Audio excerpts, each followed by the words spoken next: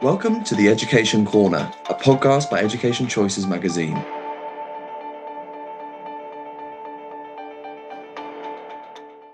Education Corner podcast would like to welcome Mr. David Boyd, head of Tormead School in Surrey. Tormead is an academically selective independent day school in Guildford for girls aged 4 to 18. Tormead's ethos of an all-round education, focusing on the needs of individuals and allowing them to flourish both intellectually and creatively, lies at the heart of its academic success. Sport provides a diverse range of options, underpinned by Sport for All philosophy, and with well-developed music, drama and art departments, and a wealth of extracurricular opportunities and enrichment. Equipped with the state-of-the-art facilities and a forward-thinking digital strategy, Tormead ensures a holistic education that nurtures intellectual curiosity and personal growth.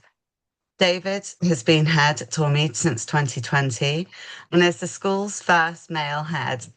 Previously, David has worked at Latimer Upper School and Abingdon School, as well as being part of the team opening the flagship international school for Nord Anglia in Hong Kong.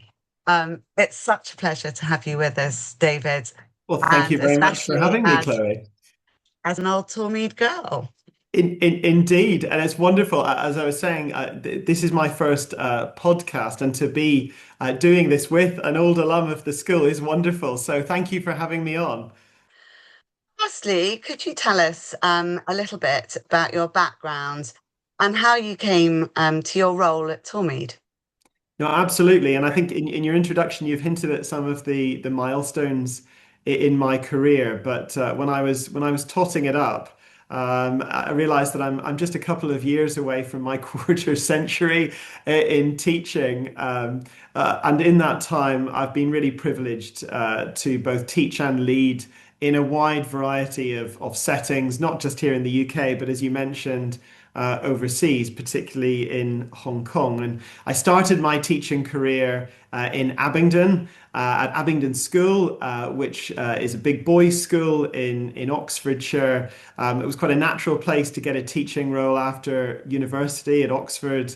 Was an area I knew very well. I was new to the independent sector, though, at that stage, having been educated in the state sector in Northern Ireland myself.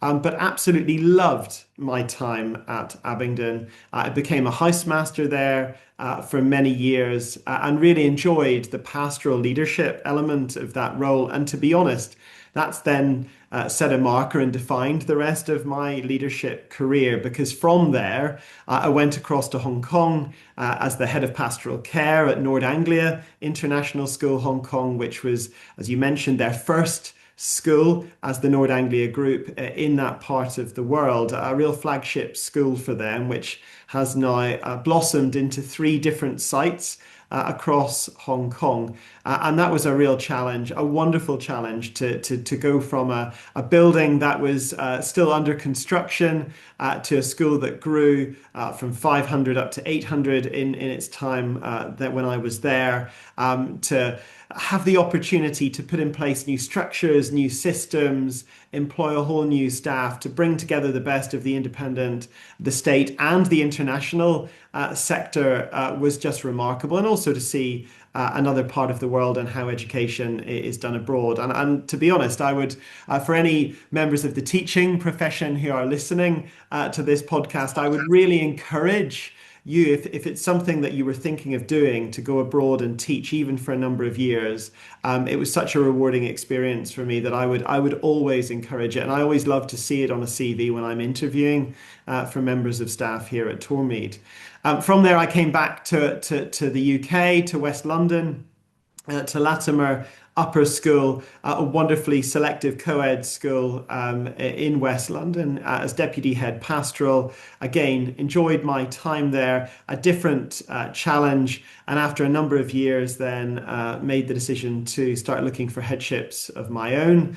And I was really lucky that the governors here at Tormead saw fit to appoint me, as you mentioned, as the first male head of Tormead in our 120 years history. It's our 120th anniversary, in fact, this year, and I'm the 11th head of Tormead, and it's a great privilege to lead this absolutely incredible all-girls community, having started my career in an all-boys school, then been into co-ed schools, and in addition to being the head, I'm also a parent here at the school, which is a new experience for me within my teaching career, and I think gives me a fairly unique and wonderful perspective on my headship here to have my own children here at the school. So you're thoroughly involved top to bottom.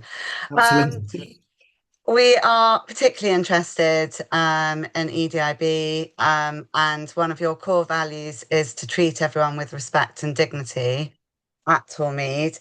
How do you promote these values, and how does it manifest in school life through things such as student groups or initiatives? Well, I mean, I'm really glad you used the EDIB acronym rather than just EDI, which I think is something that's evolved over the years, because my personal sense is that, especially in a girls' school, that B, that sense of belonging, is a really critical element of that. I think if you can get that sense of belonging right, especially with girls, then those other elements of EDI flow quite naturally from it. And we work really hard here at Tormead to create an atmosphere where all the girls feel that sense of belonging. They feel that everyone, from me as the head down to their tutors and the members of the support staff, are willing to listen to what they've got to say. Because I believe very strongly, if you feel as a pupil that you belong in a place, that every day when you come to school, there are people who are prepared to listen to you, not necessarily do everything that you would like them to do, but are prepared to listen and engage seriously with you, then that is a community where you will feel included, where you will feel a sense of equity, and where you feel that diversity is valued as a school community. And as you've mentioned, it is one of our core values. In fact, it is the first of our 6 school values. And as I say to the year 7s every year at their first assembly, the first value of Tormead is not to get really great marks in your exams and do really well and go to a wonderful university. That may be what we aspire for you, but the first value is be kind, respect each other, and show that respect in your interactions with others. That's where we begin our journey here at Tormead. And it's something that I see everywhere within this school community, from the singing festival that I went to last week here at the school, where in addition to the wonderful singing, the thing that made me proudest as a head was watching every performer, whether they were in the upper 6th and it was perhaps their last singing performance at the school, to the year 7 for whom it might be their first public singing performance, be congratulated and encouraged as they walked back to the group of other performers by the other girls. That to me is just a sign of that very inclusive and supportive community that we try to foster here. And we do it through lots of different mechanisms. We've got perhaps one of the most involved student council systems, committee systems that I've ever encountered here at the school. We run a termly survey that we actually bring in an external company to engage with our girls on an anonymous basis. Every term, they talk about pastoral care, teaching and learning. We ask for their perspective on things. And then I think this is really important. We publish the results of that survey to the pupils. It isn't something they do and it goes into a dark box and they never see the results of it, because actually I will stand up in assembly and say, these are the results of the survey. These are the really good bits that we're really pleased to hear, that you, for example, think there's someone in school that you can talk to if you've got any problems. And, 99.9% of you feel that way. But actually, only 75% of you feel about this aspect of school. And therefore, one of my priorities as the head and your teachers is to try and address this. And then we come back a couple of terms later when we rerun the survey and we say, actually, we're really pleased that you feel we've responded to that. We have a big notice board in the school where we say, you have said this and we have done this. And we try and get delivery and buy-in through the pupils' surveys and through those committees. And then there are the other elements that I, again, feel really proud about. This morning in assembly, and we're doing this podcast just after the full school assembly that we run here on Tuesdays, we had our head girl hustings for the next incoming head girl team, where 8 of our lower 6th stood up in front of the whole school community and they said, if you vote for me, these are the changes that I want to deliver in my year on the head girl team. And as if, in completely and utterly accidental symmetry, last night I was sitting in a finance and general purposes governing board meeting, not naturally the place of excitement and engagement by pupils. And the outgoing head girl team, in one of their last acts, sat down and made an excellent representation to the finance governors about why, in their capital expenditure allocation this year, they should give the students a sum of money to improve outdoor spaces at the school, something that was part of their manifesto when they were elected this time last year. They want to produce that legacy, to see meaningful change in their time. And that is something that begins from when they're in year 7 and they watch those older girls delivering that change. And I think, lots of schools can talk about listening to their pupils, but I think it's when you can actually show the difference that that makes, that the pupils actually start to believe it and therefore they engage in that process. And even when I was shown round, the two girls were so complimentary about each other and so supportive. And, it was lovely to hear them talking to each other. Tormead boasts excellent facilities. I've recently just been round, just having a look at how things have developed over, We talked about how say, things have changed, I think, since you'd last been at the school as well. Hopefully a lot. including you've got the Urnfield Sports Ground, a 3D Yes, printing suite, yes. dedicated and specialist laboratories and studios.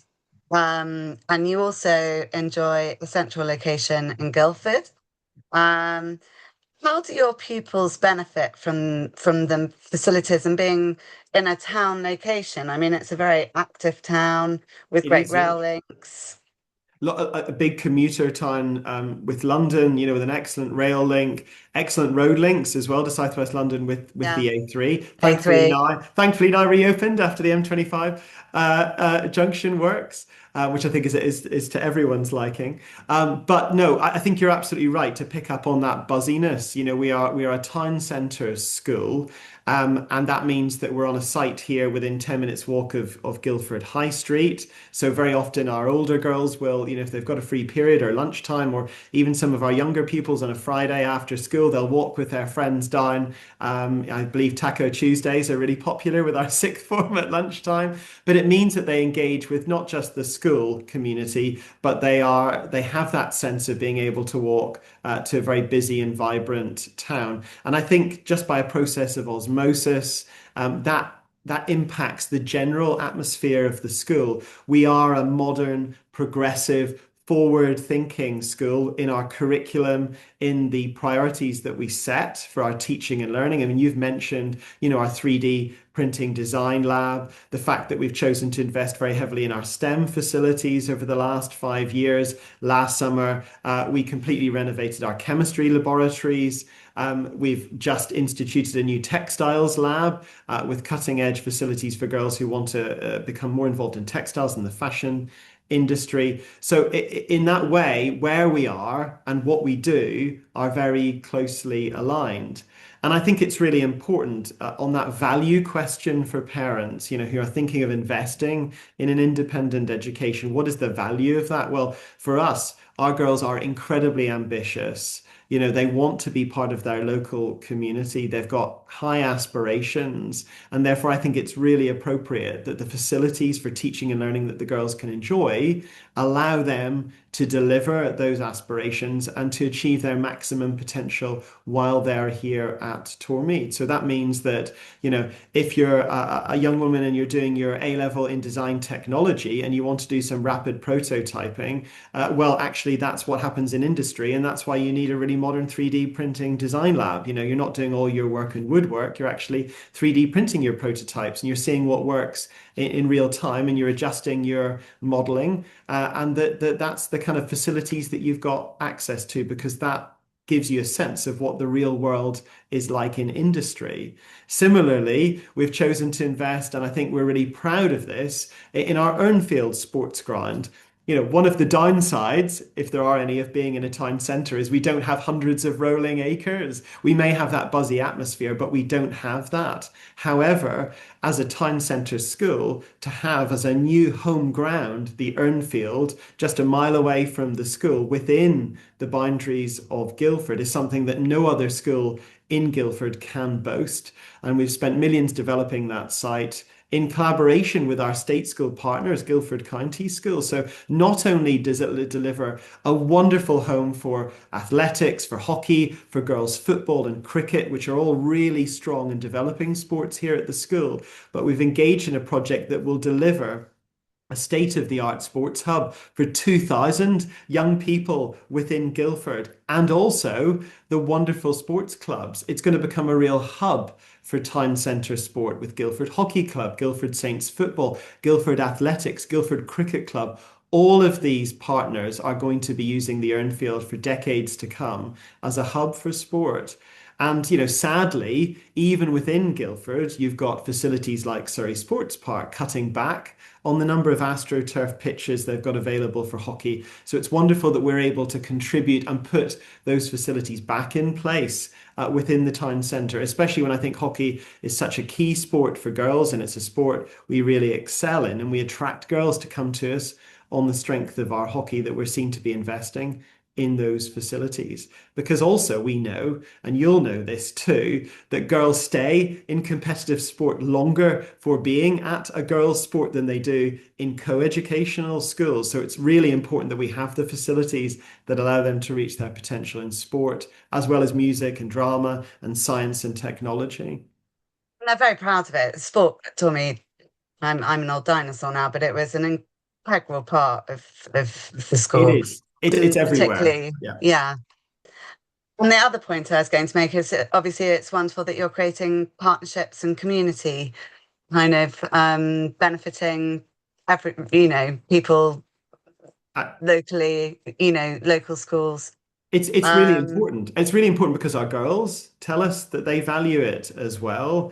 We're a founding member of the West Surrey Partnership, which I think is a really groundbreaking partnership between the Learning Partners Academy Trust, which is the big multi-academy trust, with many schools now as part of that organisation, with the Royal Grammar School Guildford, with Guildford High School, and with Tormead being the three founding independent school members of that partnership. And what we seek to do across all the many schools within the partnership is to bring the state and the independent school sector together to deliver for all the young people within Guildford and give those opportunities for engagement, for mixing together as young people, because actually many of the issues that they feel are important within the Guildford and broader national environment are ones that they share. It doesn't matter where you go to school, you still feel it's important to value sustainability and the environment. You still want to be engaged in local political decisions.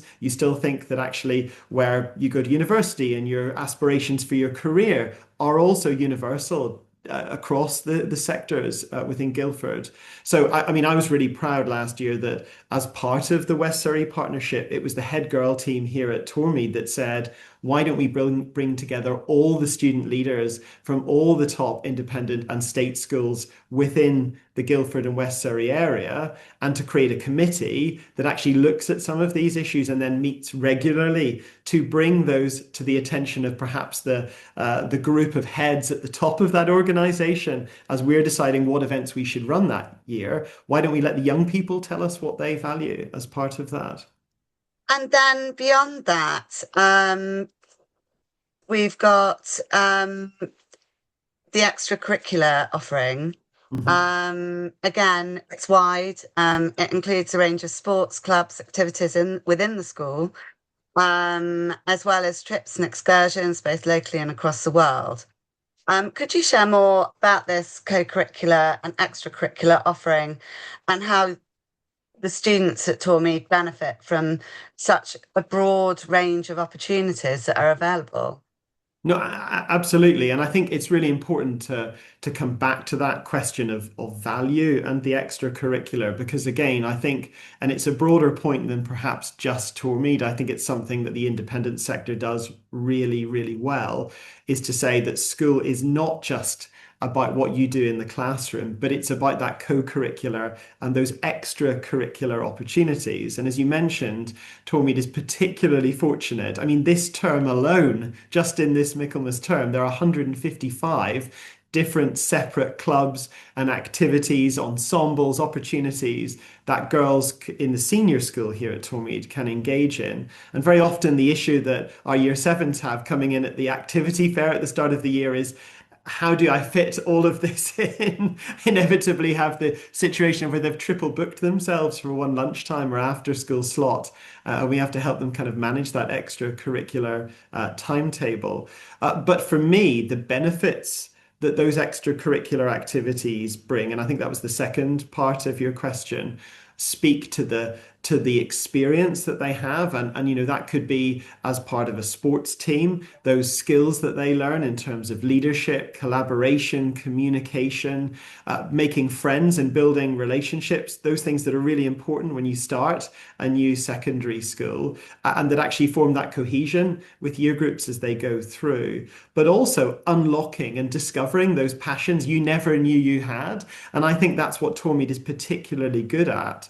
The range of opportunities that we offer. There is something for everyone. You will find both the passion, the activity, and the group of people who share that amongst the girls here at the school, whether that's, on the tech crew helping with the production, or whether that's in the Tiddlywinks or the Lego Club, or whether it's, being in the musical, or whether it's joining the Vox choir that sings popular music. There is something out there for everyone. And I think, especially as I've said before, girls feeling that sense of belonging that's really important within a school community, that sense of belonging extends to the extracurricular, where we know girls make a lot of their really important and ultimately lifelong friendships. I mean, I hope you have friends that perhaps you made Bill? at Tormead, and many of I'm, those best memories you have, I bet, yeah, are from on the sports pitch, or they're in the extracurricular clubs that you engage in. And that is true today as it was then.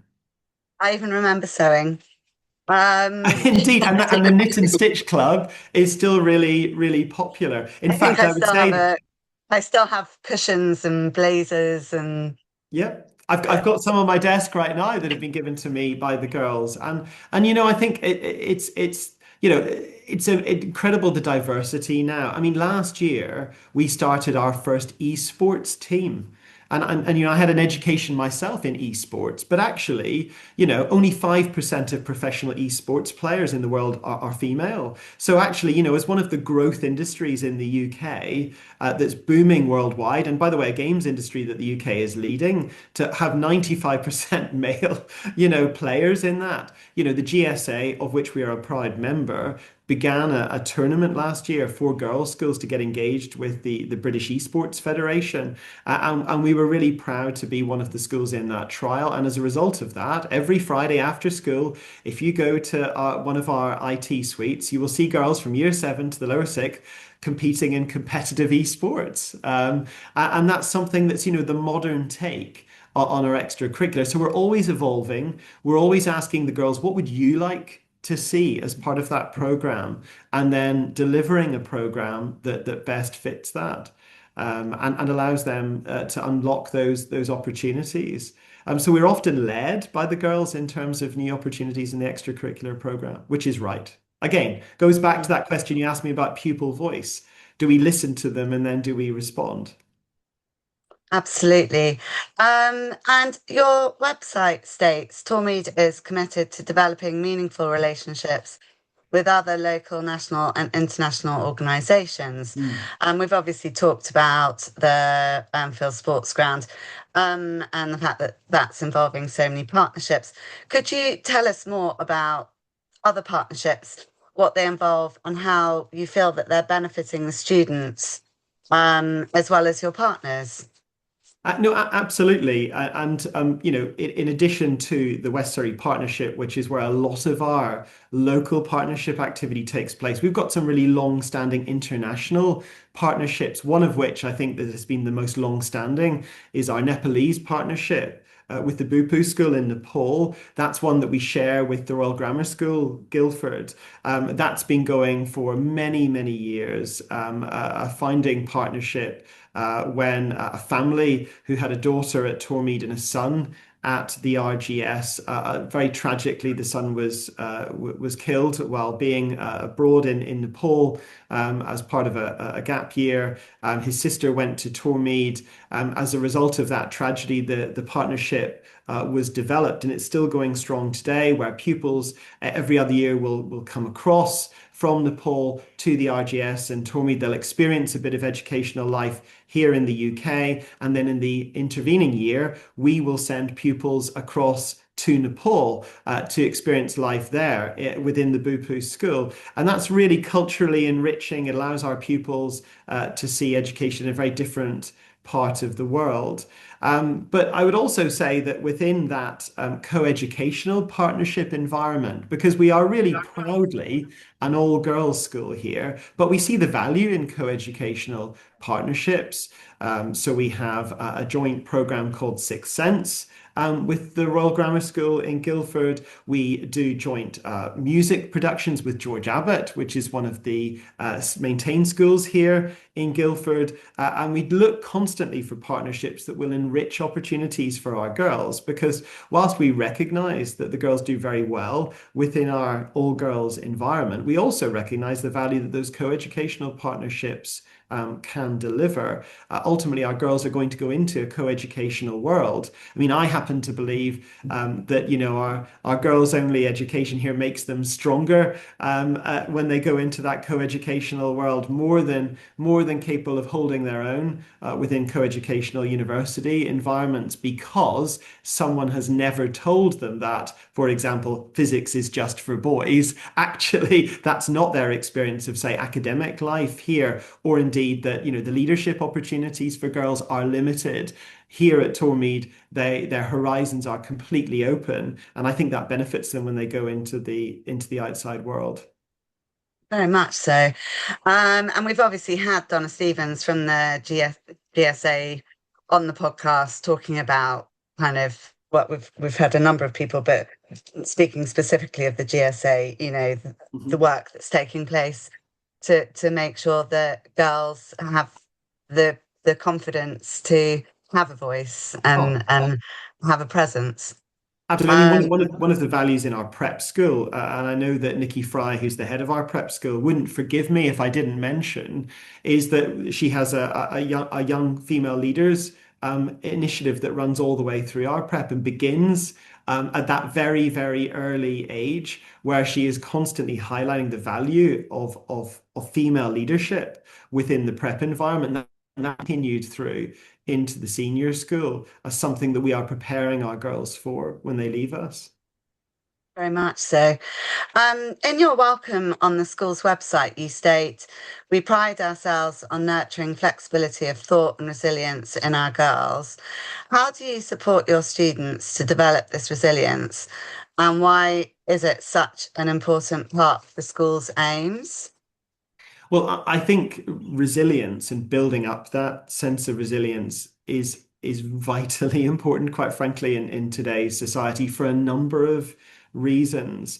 We all know, because we see it in the media constantly. Pundits will refer to it many, many times a year about the declining mental health of young people today, the challenges that young people face. So building a generation of resilient young people who can weather the bumps in the road is really important. And that work begins at school. In fact, I would argue that perhaps some of the most important work that we do with young people in building, a good positive sense of mental health and resilience should be their experiences in school. And that also then prepares them for some of the challenges that are coming down the line in the world of work. I mean, we are seeing that already, the impact of AI, for example, on the graduate recruitment world. These are things that will place challenges never before seen on young people as they graduate over the next few years.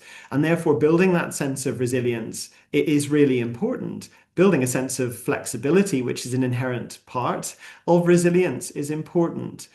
Building those skills that will stand them in good stead, no matter what kind of environment they ultimately graduate into. And that's all about relationships. It's all about how do you interact with your fellow peers.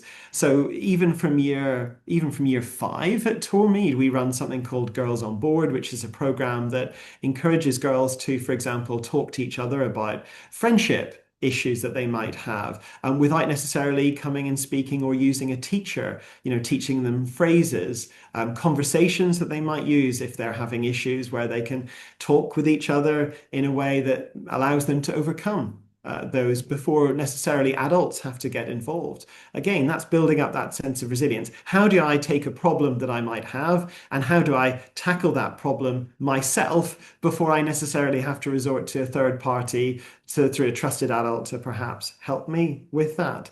And it's the same in our lessons. One of the things that I think is really important for girls' schools to prepare our girls for is being confident. It's about standing up in a room, presenting to a group of people you might not know, those oracy skills that will stand them in good stead in the workplace. Things that we know AI is not going to be ever very good at. In fact, building those relationships and being confident in public. So a lot of what we do in lessons is about encouraging the girls to speak, to debate. We have a Model UN here at the school. We've got a very, very developed debating and public speaking club. Those are all the kind of skills with interviews that we try and encourage in the girls here, so that they are truly resilient in the general sense of the word when they ultimately leave us in the sixth form. And your welcome also emphasises the importance of future-proofing girls. It's something I was actually talking about at Wellington last week with James Stahl.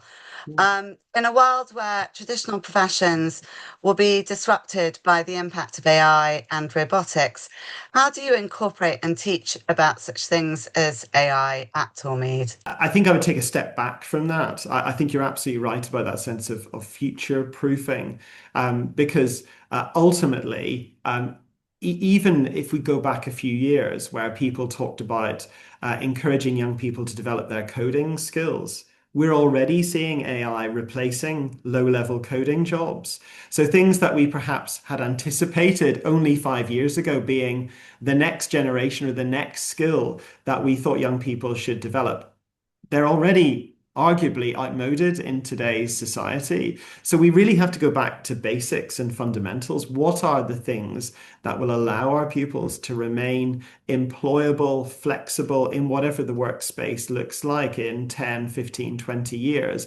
And I keep coming back to the idea of skills.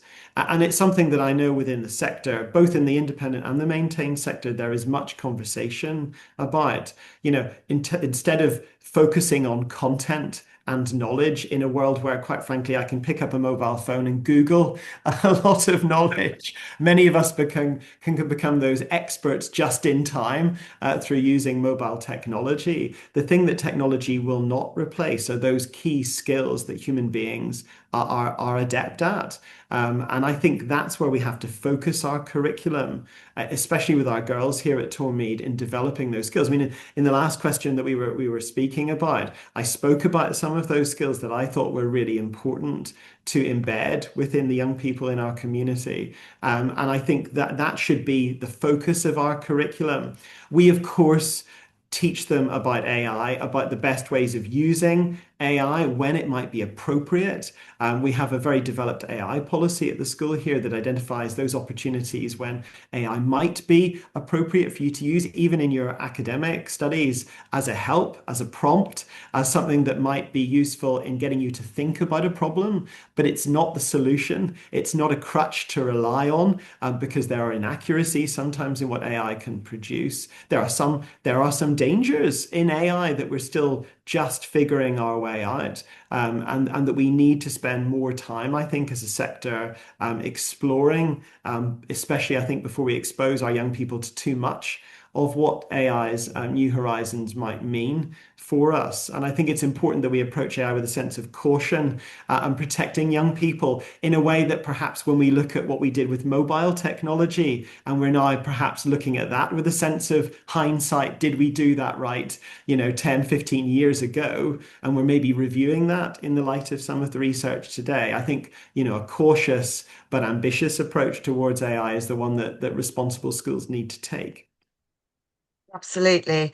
And beyond Tormead, your students go on to do top courses. They go to obviously Russell Group universities. I'm sure there'll be a scattering also doing Oxbridge and the American universities. The approximately, I think, 10% of the up to sixth do Oxbridge each year. How are you preparing students to succeed at university and supporting them through the application process? It's a really good question, and we're very, very proud of our Oxbridge candidates. We had 100% success rate for Cambridge last year, and that is wonderful. And we celebrate with those girls their successes. I would say though that as part of our UCAS process, we're really keen here at Tormead to encourage the girls to think about what is the right course for you and where might the right university be to deliver that course. I think sometimes people can get obsessive about particular universities, almost as if that university in itself is a guarantee for future career success. Whereas what we have developed here with our UCAS program is trying to encourage the girls to see, actually, no, where is the best faculty for you to study that particular subject? It might not be Oxford and Cambridge. It might be somewhere else. Loughborough, for Leeds. example, has an Yeah. aeronautical engineering department that is highly prized and leads on to wonderful placements. So we encourage them to do lots of research and to think quite deeply about their university choices.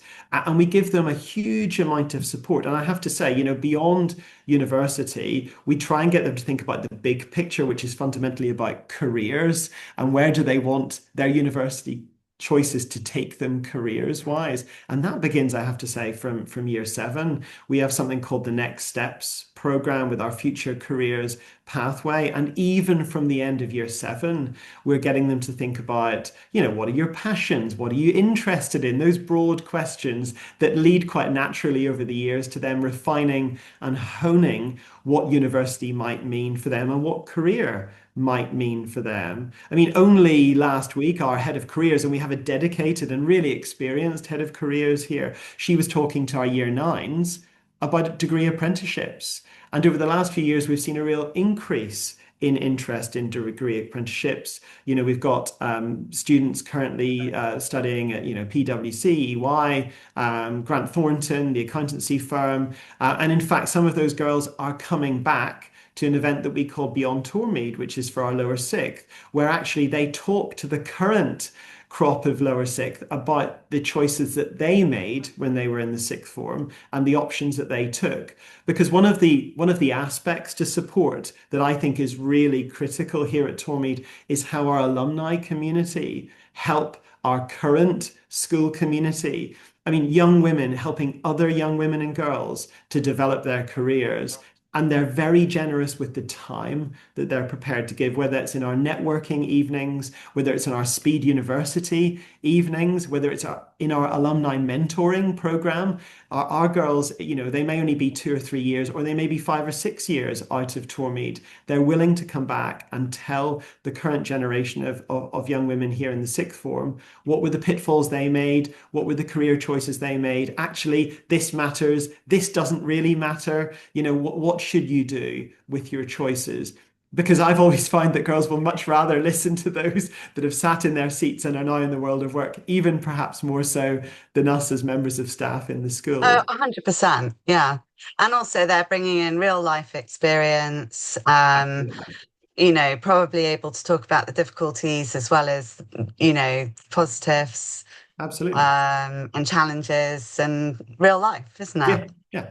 And it's a message when you're trying to motivate when you're trying to motivate GCSE students who are in the middle of their GCSE courses and are facing, that uphill climb towards their exams, nothing motivates them more than seeing where that leads to. That's why we call it Yeah. that kind of future pathways, because it is a pathway. It's a stepping stone. I mean, we talked about our first value at the school, which is about treating others with kindness and respect. Our last of our sixth core value here at Tormead is about preparing girls for life beyond school, which is what we should be doing.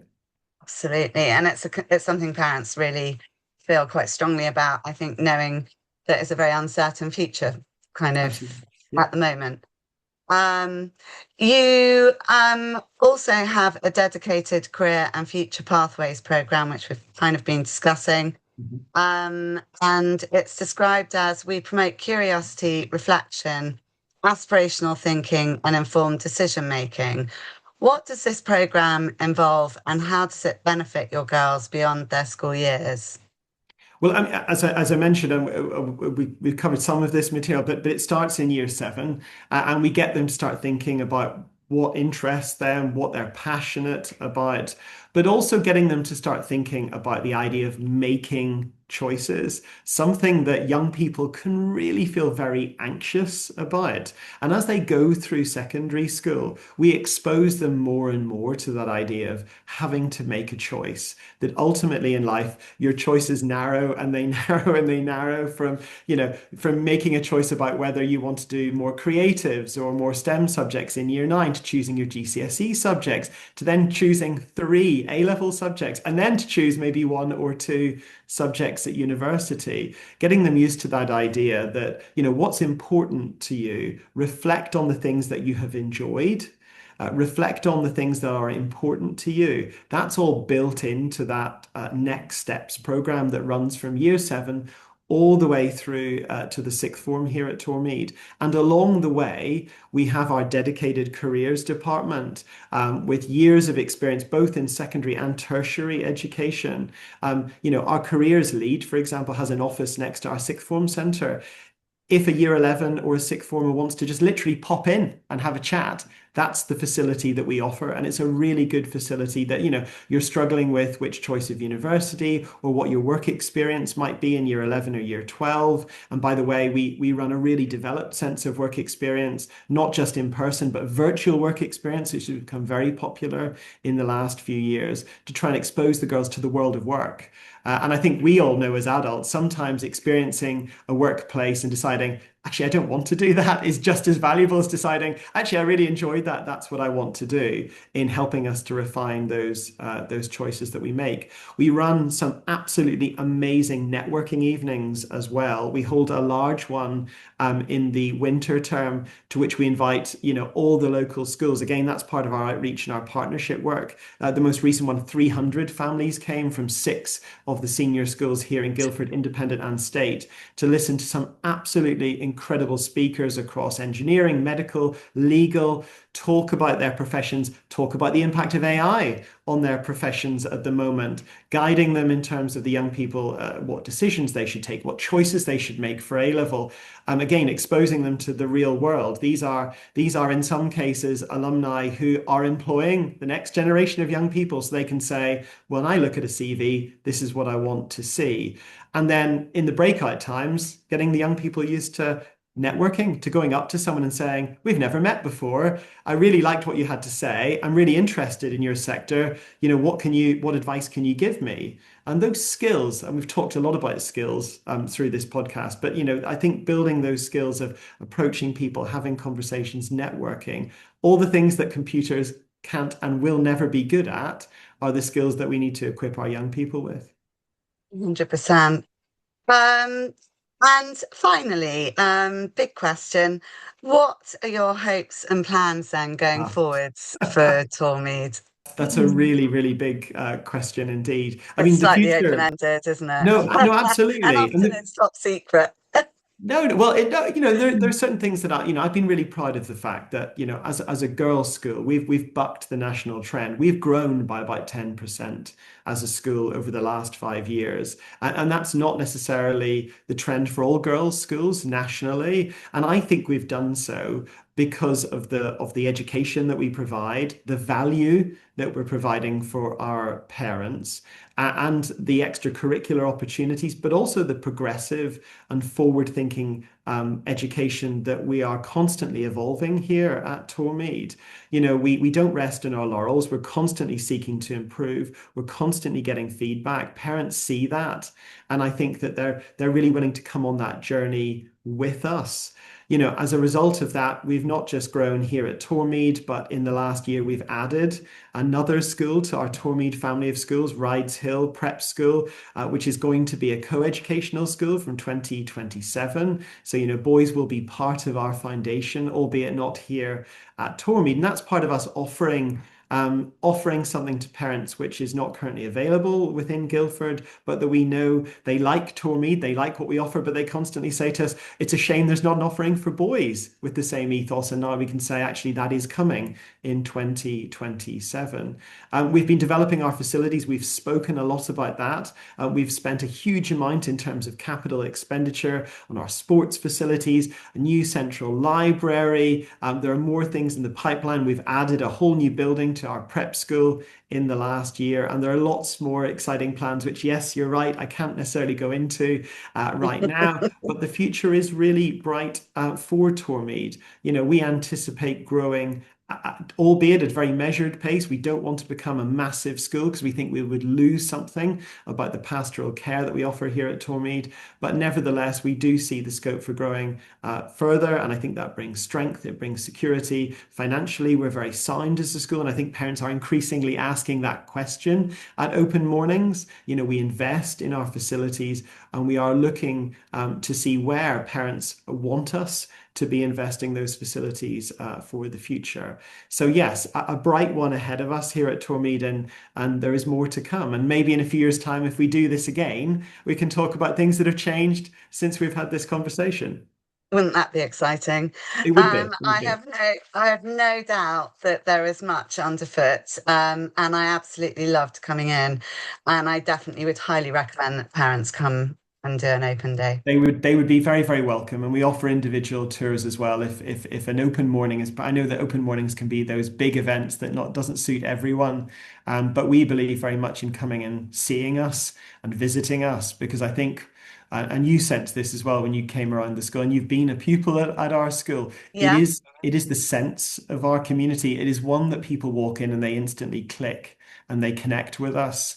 And I think you have to come and experience that for yourself to see what it's like. I think you can spot a Tormy girl. Yes, I agree. I agree. David, thank you so much. I know you're incredibly busy. Please, please, can I come in again? Absolutely. And, Anytime. You're very, very welcome. Lunch and next time. yeah, definitely, definitely. Thanks, And thank you Chloe. for giving up your time. Thanks very much indeed. Take care.